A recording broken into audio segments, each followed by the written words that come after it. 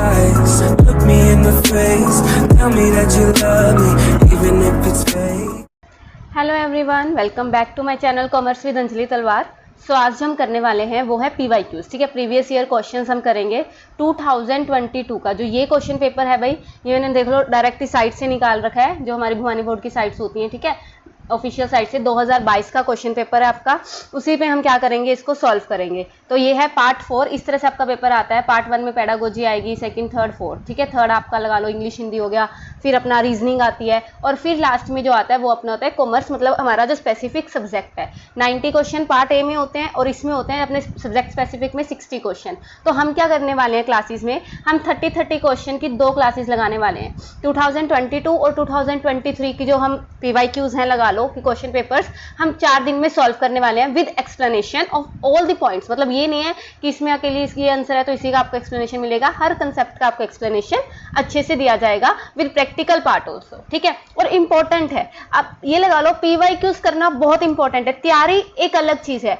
तैयारी के बाद रिवीजन और PYQs, जितनी तैयारी इंपॉर्टेंट है ना, उतनी ही PYQs और रिवीजन इंपॉर्टेंट है, ठीक है। So starting with the first question, क्या कहता है, कहता the entire life of the firm is divided into time intervals for the measurement of the profit of the business. तो उसको कौन सा कंसेप्ट कहते हैं, देखो हम ये लेके चलते हैं कि लॉन्ग टर्म के लिए हम क्या करेंगे, सर्वाइव करेंगे, ठीक है। हम कहते हैं ना लॉन्ग टर्म के लिए, जिसको हम क्या कहते हैं, गोइंग कंसर्न कंसेप्ट, कि लॉन्ग टर्म के लिए सर्वाइव करेंगे। लेकिन हम क्या करते हैं, इस लॉन्ग टर्म को छोटे छोटे पार्ट्स, मतलब एक साल में हम क्या करते हैं, डिवाइड करते हैं कि 1 अप्रैल से लेके 31 मार्च तक का एक पीरियड होगा जिसमें हम प्रॉफिट को काउंट करेंगे, प्रॉफिट कैलकुलेट करेंगे। तो उसको हम क्या कहते हैं, अकाउंटिंग पीरियड कंसेप्ट। का answer will B accounting period concept. Question क्या था, पूरी लाइफ को छोटे छोटे टाइम इंटरवल्स में हमने डिवाइड कर दिया प्रॉफिट देखने के लिए, तो उसको हम कहते हैं अकाउंटिंग पीरियड कंसेप्ट। और अकाउंटिंग पीरियड कब होता है, फ्रॉम 1 अप्रैल टू 31 मार्च। अच्छा, कॉस्ट कंसेप्ट ये बताता है कि हमें एक्चुअल बेसिस पे कॉस्ट को लिखना है या कैश बेसिस पे।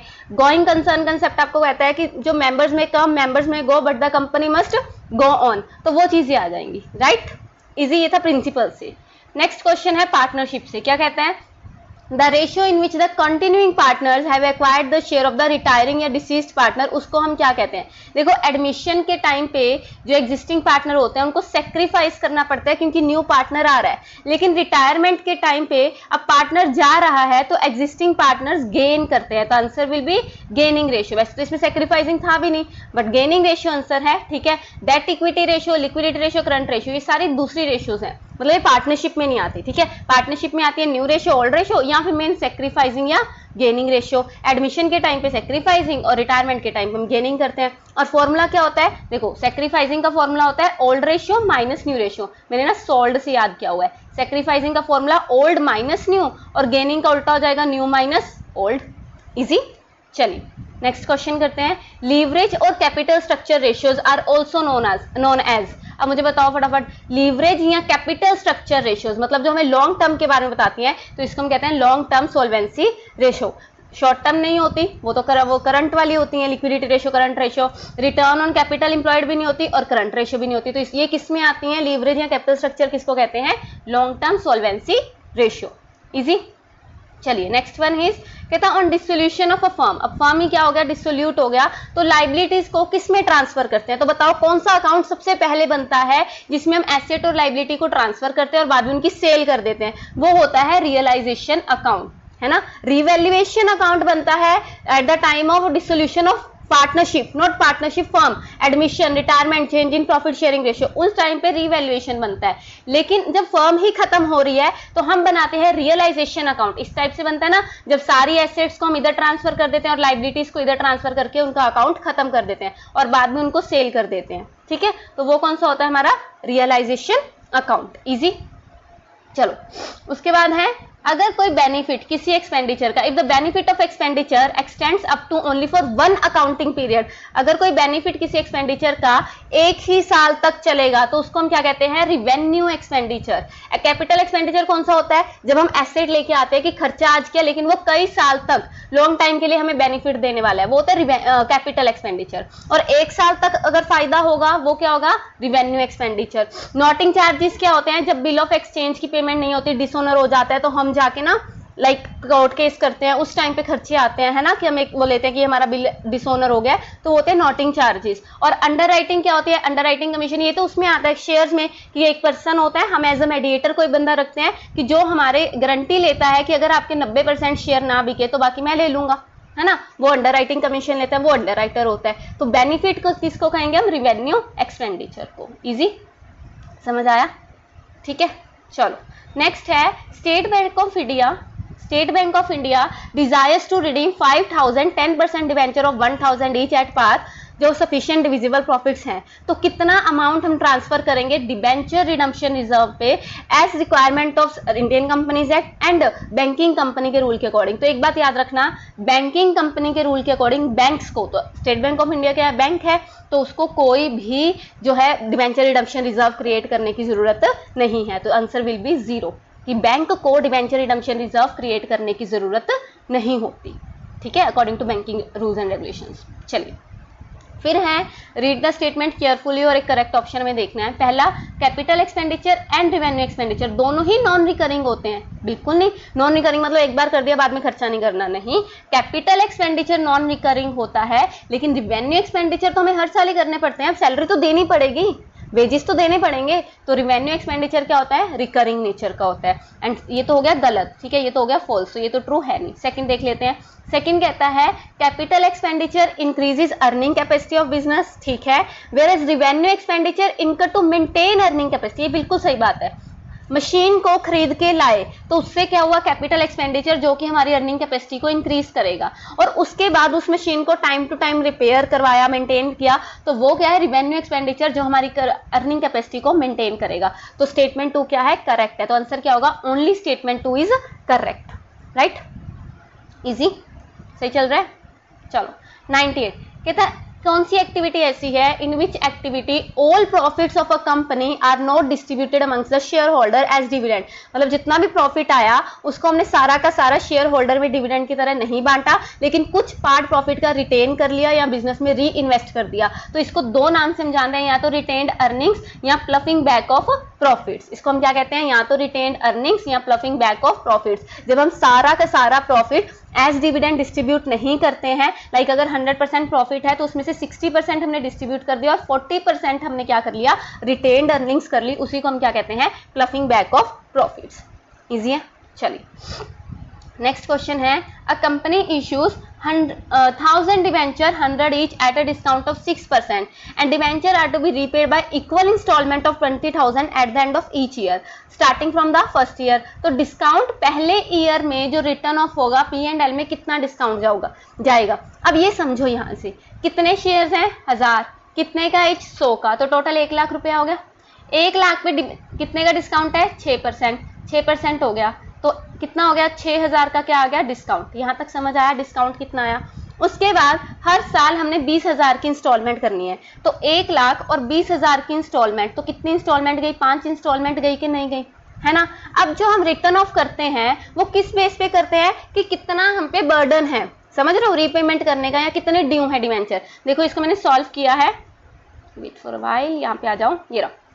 देखो तो क्वेश्चन के अकॉर्डिंग आ गया, चलो तो क्वेश्चन के अकॉर्डिंग टोटल डिस्काउंट कितने का है, 6000 का, यही था। 1 लाख पे 6%, 6000। नंबर ऑफ इंस्टॉलमेंट्स कितनी बनी हमारी, 1 लाख के डिवेंचर है, 20,000 हमने हर साल देना है, तो कितने साल लगेंगे, 5 साल लगेंगे इसको सॉल्व करने, मतलब वापिस करने में, रिडीम करने में। और आउटस्टैंडिंग डिवेंचर जो हर साल में होगा, 5 इंस्टॉलमेंट है, तो पहले साल में अभी 1 लाख देना पड़ा है, दूसरे साल में 80,000, 60,000, 40,000 और 20,000, तो टोटल 3 लाख रुपए का हम पे क्या है, बर्डन है एक हिसाब से, मतलब ये सिर्फ आउटस्टैंडिंग डिवेंचर्स, ठीक है। अब मुझे एक बात बताओ, इस 3 लाख में से 1 लाख पहले साल पे बर्डन है कि नहीं है, तो जो बर्डन है वो इसी हिसाब से होगा। तो डिस्काउंट कितना है, 6000, उसमें से हम इस साल का प्रोपोर्शन निकाल लेंगे, तो टोटल 3 लाख में से कितना बर्डन है इस बार, 1 लाख का, तो 1 lakh divided by 3 lakh into 6000, answer कितना आएगा, 2000। तो जब भी आपको डिस्काउंट रिटर्न ऑफ करना है, डायरेक्ट नहीं करना, मतलब मोस्टली बच्चे क्या करेंगे, यहाँ पे 6000 divided by 5, 1200 will be the answer, और ऑप्शन में भी है 1200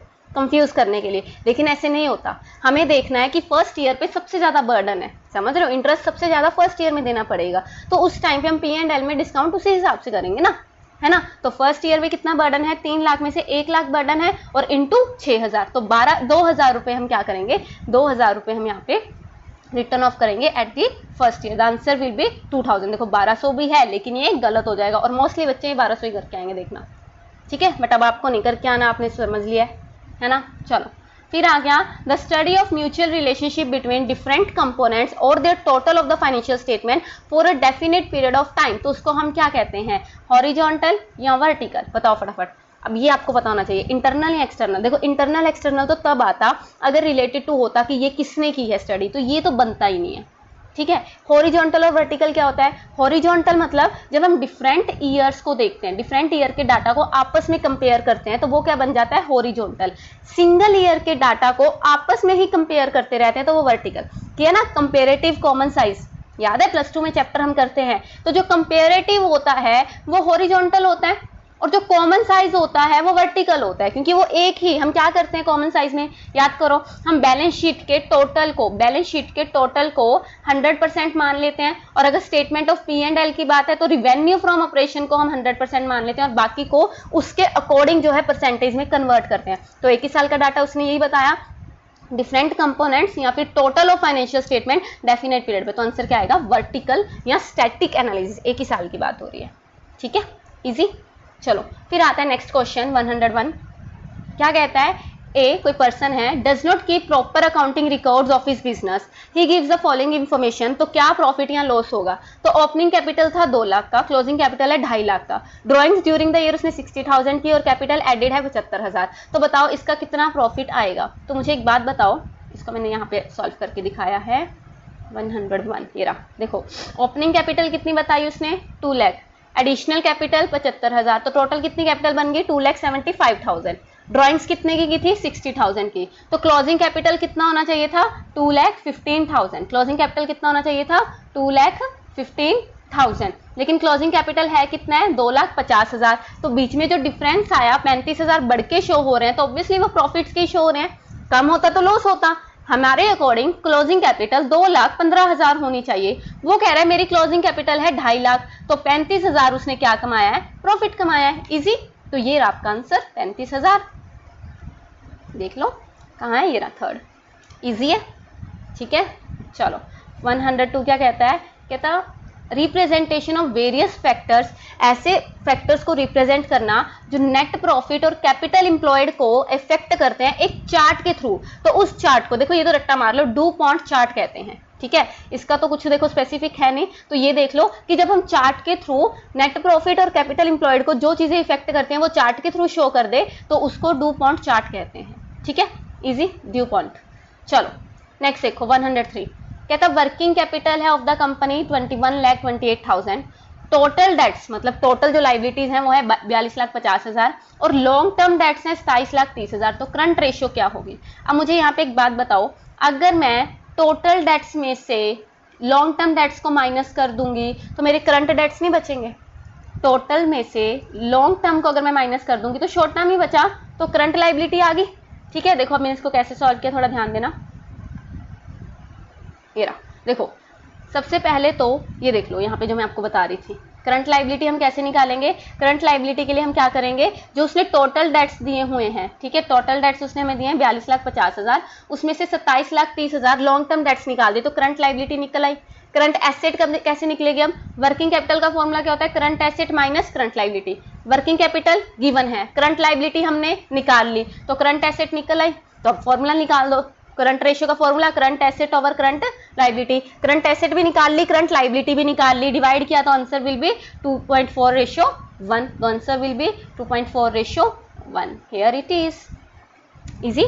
चलो नेक्स्ट क्वेश्चन है, which ratio indicates the firm capacity to pay long-term debts and procure additional loans and informs whether the firm is following the policy of trading on equity। अब मुझे ये बताओ फटाफट, किसकी बात हो रही है, लॉन्ग टर्म डेट की बात हो रही है, एडिशनल लोन की बात हो रही है और ट्रेडिंग ऑन इक्विटी की बात हो रही है। तो ये सारी ही कैपिटल से रिलेटेड है कि कैपिटल में कितना पोर्शन डेट का है और कितना पोर्शन इक्विटी का है। तो उसको हम क्या कहते हैं, date equity ratio. Proprietary ratio में क्या होता है, एसेट्स को शेयर होल्डर फंड के साथ रिलेट करते हैं कि कितना पार्ट एसेट्स का शेयर होल्डर फंड के पास जा रहा है। रिटर्न ऑन शेयर होल्डर्स में तो हम ये देखते हैं कि इन्वेस्टमेंट जितनी लगाई थी उस पर कितना रिटर्न आया।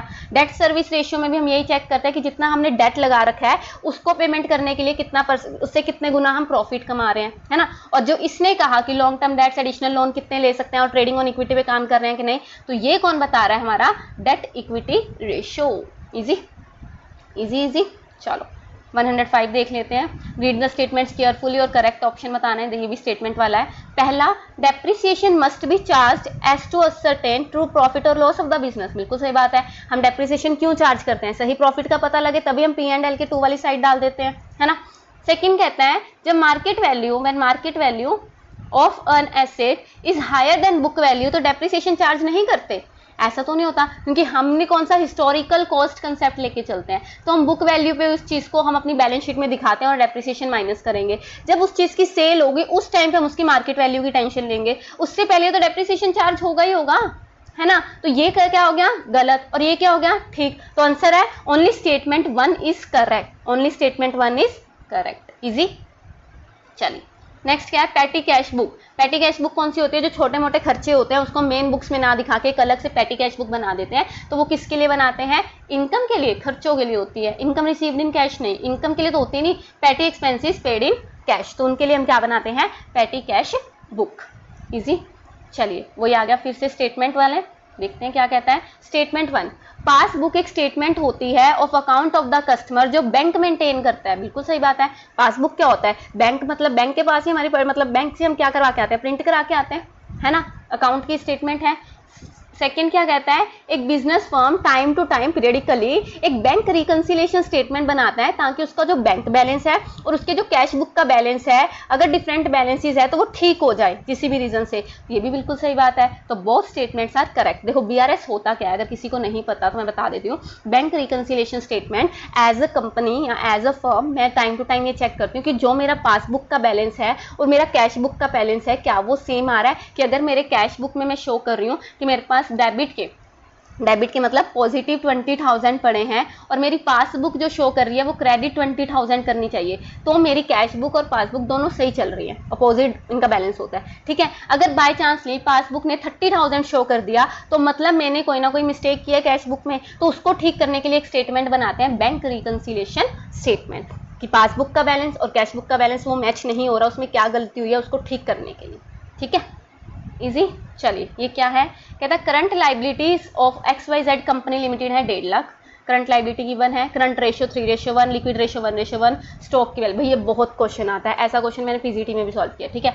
तो मुझे बताओ फटाफट। चलो मैं आपको सॉल्व करके दिखाती हूँ। ये रहा 108 था ना, ये रहा। देखो हमें गिवन क्या है, गिवन है हमें करंट लाइबिलिटी 1.5 लाख की। सबसे पहले तो मैंने ये लिख लिया कि 1.5 लाख की तो करंट लाइबिलिटी गिवन है। उसके बाद करंट रेशियो मुझे गिवन है 3:1। फॉर्मूला क्या होता है, current asset over current liability. Liquid ratio क्या होती है, liquid asset over current liability 1/1। ये गिवन है सब कुछ। अभी मैंने सिर्फ वो चीजें लिखी जो मुझे गिवन है। अब इसको मैं कैसे निकालूंगी, मुझे एक बात बताओ, करंट एसेट और लिक्विड एसेट का जो डिफरेंस है वो क्या होता है, इन्वेंट्रीज ही तो होती हैं, इन्वेंट्रीज प्रीपेड या फिर जो हमने एक्स्ट्रा पैसे दे दिए वो चीज। अब और किसी चीज का यहाँ पे मेंशन नहीं है तो हम लेके चल रहे हैं कि इन्वेंट्रीज मतलब स्टॉक ही इनके डिफरेंस का रीजन है। तो जब मैं लिक्विड एसेट निकालती हूँ तो मैं करंट एसेट माइनस स्टॉक करती हूँ, तो liquid asset is equal to liquid assets यहाँ पे कितनी है 1, करंट एसेट कितनी है, करंट एसेट्स ये रही 3, ठीक है, माइनस स्टॉक। अब मुझे स्टॉक निकालना है तो स्टॉक उधर जाके पॉजिटिव हो गया, 3 - 1 2 आ गया कि नहीं आ गया। तो मुझे एक बात बताओ, इसके अकॉर्डिंग जो स्टॉक की वैल्यू है इनका डिफरेंस 2 है। यहाँ तक समझ आया। अब अगर मुझे बताओ करंट लाइबिलिटी 1.5 लाख है, अब यहाँ पे करंट लाइबिलिटी की वैल्यू क्या है, दोनों में 1 ही है, तो 1.5 लाख की वैल्यू 1 है तो 2 की वैल्यू कितनी होगी, 3 लाख। समझ आया, 1.5 लाख की वैल्यू 1 है, 1.5 लाख डिवाइडेड बाय 1 इंटू जो हमें निकालना है स्टॉक 2, तो आंसर क्या आ गया 3 लाख, ठीक है। 108 का आंसर क्या आ गया हमारा 3 लाख। ये रहा इजी। चलो नेक्स्ट देखते हैं, ये क्या कहता है, the ability of a business to pay the amount due to stake holders as and when it is due is known as liquidity. अब ये ध्यान में रखना, as and when it is due आ गया ना, एक बार मैं चेक करूँ, लिक्विडिटी है ना, सॉल्वेंसी तो नहीं है। विथ फॉर वाइल मैंने ना इसकी ऑफिशियल आंसर की से ही मैच करके सारे करवाए हैं आपको, ताकि क्योंकि कोई भी कंफ्यूजन ना रहे। सेकंड ही है, हाँ ठीक है, 109 का लिक्विडिटी। चलो तो ये क्या है, एबिलिटी। जब एज एंड व्हेन ड्यू का मतलब क्या है, लिक्विडिटी का मतलब यही होता है कि जब भी कोई लाइबिलिटी ड्यू हो रही है मैं उसको उसी टाइम पेमेंट करने के लायक हूं या नहीं, तो वही तो हमारी लिक्विडिटी होती है। सॉल्वेंसी क्या होता है, सॉल्वेंसी तो हमारे करंट एसेट्स और करंट लाइबिलिटीज, मतलब सॉरी करंट एसेट नहीं, एसेट्स एंड लाइबिलिटीज इक्वल है। अगर हमारी लाइबिलिटीज ज्यादा हो गई तो हम इंसॉल्वेंट हो गए, है ना। प्रॉफिटेबिलिटी क्या होती है कि हम प्रॉफिट कमा रहे हैं। लिक्विडिटी, प्रॉफिटेबिलिटी, इक्विलिब्रियम, ऐसा कुछ नाम की चीज ही नहीं होती, तो बचा क्या, लिक्विडिटी। इजी, ठीक है। चलो नेक्स्ट इज 110, 10 क्वेश्चन और करेंगे, 120 तक कर लेंगे आज, ठीक है, 30 हो जाएंगे आपके। चलो, when a partner has agreed to undertake the dissolution firm for an agreed remuneration and bear the realisation expenses also. अब ये क्या है, रियलाइजेशन के टाइम पे कई बार क्या होता है, कोई partner, for example me, as an me Anjali, ठीक है, मैं रेडी हो गई कि रियलाइजेशन का सारा काम मैं करूंगी, मतलब सारे एसेट्स को बेचना, सारी लाइबिलिटीज को पे करना सब मेरी जिम्मेवारी है, लेकिन उसके बदले में मैं कमीशन चार्ज करूंगी। और एक और चीज होती है कि सारे एक्सपेंसेस भी मैं ही पे करने के लिए रेडी हूँ कि मैं पर्सनली पे करूंगी, तो उसके बाद कमीशन में मुझे प्रॉफिट और लॉस ऑफ फर्म का कोई मतलब नहीं। तो यहाँ पे वही है कि वो रियलाइजेशन एक्सपेंसेस भी बियर कर रहा है। तो जर्नल एंट्री क्या होगी, अगर रियलाइजेशन के एक्सपेंसेस फर्म ने पे कर दिए। अब ये चीज समझो, जब भी हमें फर्म ने, अब यहाँ पे ना एक चीज क्लियर कर लो भाई, जब भी ना फर्म ने पार्टनर को कुछ देना होता है तो हम रियलाइजेशन में शो कर देते हैं, realisation to X capital, Y capital, Z capital, realisation to हमें पे करना पड़ेगा उसको। लेकिन जब फर्म को पार्टनर से कुछ मिलना है, अब यहाँ पे क्या है, मिलना है, क्योंकि फर्म ने मेरे बिहाफ पे कर दिया, मुझे फर्म को पे करना है, तो पार्टनर को फर्म को पे करना है। उस टाइम पे वो रियलाइजेशन नहीं यूज करता, वो क्या करेगा, वो कहेगा कि मैंने तेरी कैपिटल देनी है, तूने मेरे पैसे देने हैं, तो हम आपस में कट ऑफ कर लेते हैं। तो वो क्या करेगा, उसके कैपिटल में से काट लेगा। क्या करेगा, कैपिटल में से काट लेगा। जब भी पार्टनर ने फर्म को कुछ पे करना है तो वो चीज रियलाइजेशन में नहीं जाती, ये ध्यान में रखना। वो किस में जाएगी, पार्टनर कैपिटल अकाउंट जब हम बनाते हैं तो इस साइड हम उसकी कैपिटल कम कर देंगे टू बैंक से, तो एंट्री क्या जाएगी, partners capital account to bank. Second we will be the answer, क्योंकि रियलाइजेशन तो आएगा ही आएगा नहीं, रियलाइजेशन तो मैंने आपको बताया आएगा ही नहीं जब हमें पैसे लेने हैं। और अब जब लेना है फर्म ने पैसा तो वो बैंक डेबिट क्यों करेगा, है ना, तो इसीलिए भी गलत हो गया। समझ आया, इजी। तो आंसर क्या आएगा, पार्टनर्स कैपिटल कम हो गई टू बैंक की वजह से। Easy easy easy. चलो, while preparing cash flow statement, जब हम कैश फ्लो स्टेटमेंट बनाते हैं फाइनेंशियल एंटरप्राइज, ये ध्यान रखना भी, फाइनेंशियल नॉन फाइनेंशियल का ये क्वेश्चन आता है। इंटरेस्ट और डिविडेंड रिसीव क्या होती है, तो अब ये बताओ फटाफट, इंटरेस्ट रिसीव और डिविडेंड रिसीव, अगर ये नॉर्मल उसका आता ना तो ये इसमें जाता है इन्वेस्टिंग एक्टिविटीज में। अगर यहाँ पे फाइनेंशियल एंटरप्राइज ना लिखा होता, the answer will be investing, कि हमने कहीं ना कहीं इन्वेस्ट किया हुआ है। लेकिन फाइनेंशियल एंटरप्राइजेज में ये चीजें होती हैं ऑपरेटिंग एक्टिविटी में। किस में आती हैं, ऑपरेटिंग में, क्योंकि देखो इंटरेस्ट रिसीव करना, डिविडेंड रिसीव करना, ये तो फाइनेंशियल एंटरप्राइजेज का डेली नेचर है ना, काम ही उनका यही है, तो उनके लिए तो डेली ऑपरेशंस में आ गया, इसीलिए वो किस में जाती हैं, ऑपरेटिंग एक्टिविटीज में। इजी।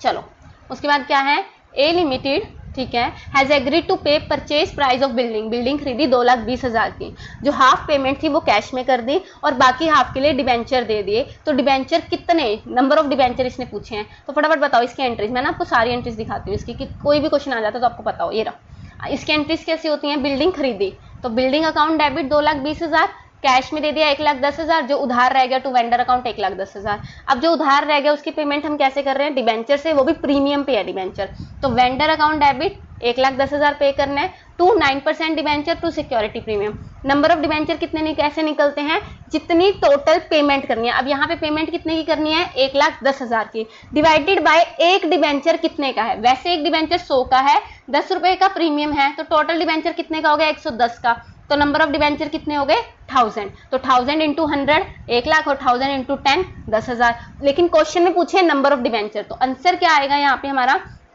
नंबर ऑफ डिबेंचर कितने हैं, 1000, ये वाला, ठीक है। द आंसर विल बी 1000, ये देखिए, द आंसर विल बी 1000।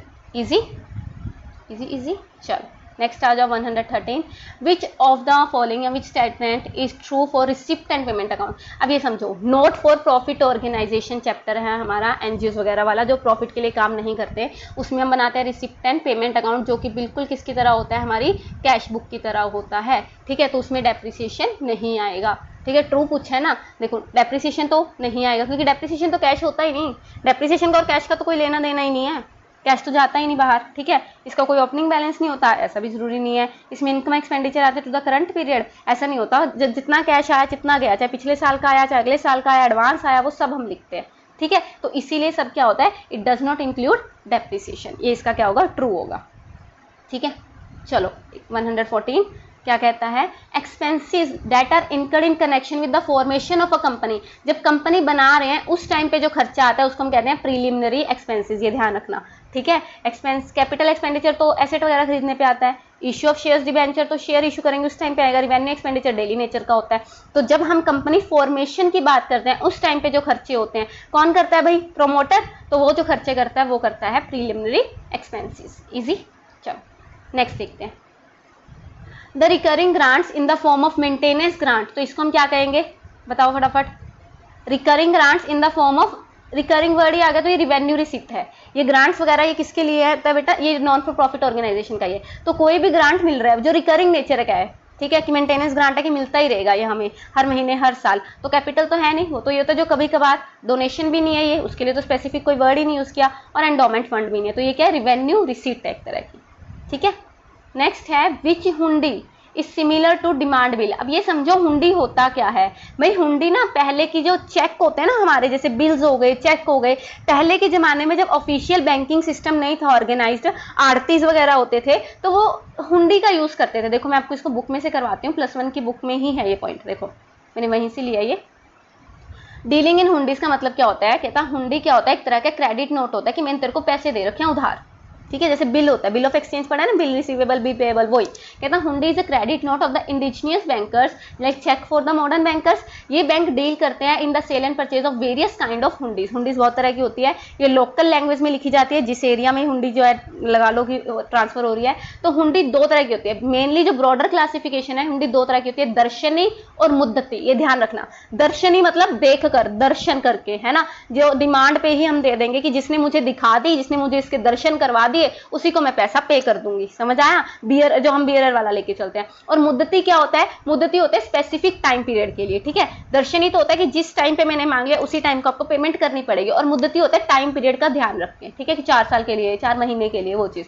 सो दर्शनी कौन सी होती है, darshani hundi is payable on demand, while muddati जो पेबल होती है at the stipulated date in future. Difference देख लो, वैसे ये देखो ये अगर आ सकता है दर्शनी मुद्दती तो ये भी आ सकता है, ठीक है। तो आगे कितने टाइप की होती है, एक होती है धनी जोग, वैसे ही होती है दर्शनी ही है डिमांड पे, पर धनी जोग का मतलब क्या है, पेबल टू एनी पर्सन, कोई मतलब जिस पे रिसीव होगी उसकी कोई पेमेंट नहीं है, ये एनी पर्सन मतलब जिसने दिखा दिया उसी पे हो गया, ठीक है, जिसने मुझे ये दिखा दी हुंडी उसी को मैं क्या कर दूंगी, पेमेंट कर दूंगी।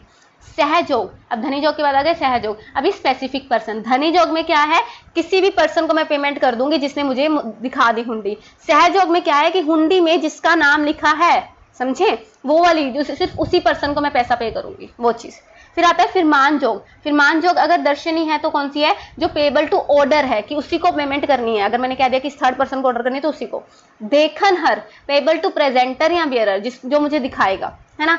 फिरमान जोग अगर मुद्दती है तो एक फिक्स टर्म की हो जाएगी, है सेम वही है। और जोखमी, देखो जोखमी नाम से हो रहा है, इंश्योरेंस से रिलेटेड होती है मुद्दती, कि ड्रॉन अगेंस्ट डिस्पैच्ड गुड्स, की गुड्स कोई गुड्स भेज दिए, अगर वो ट्रांजिट में खराब हो गए तो जो कॉस्ट वगैरह है वो कोई भी लाइबिलिटी मेरी नहीं होगी, तो वो क्या होगी, जोखमी। तो आपको बेसिकली याद रखना है हुंडीज दो तरह की होती है, दर्शनी, मुद्दती, और आगे डिफरेंट टाइप की होती है। जो पुराने जमाने में बैंकिंग सिस्टम चलता था उसमें ये लगाई जाती थी, चेक के बदले ये चलता था, ठीक है।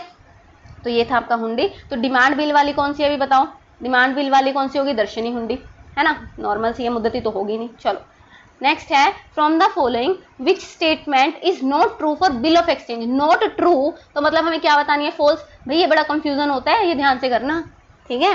तो नॉट ट्रू का मतलब जो गलत है। It is drawn by the debtor, it is drawn by the creditor, ठीक है।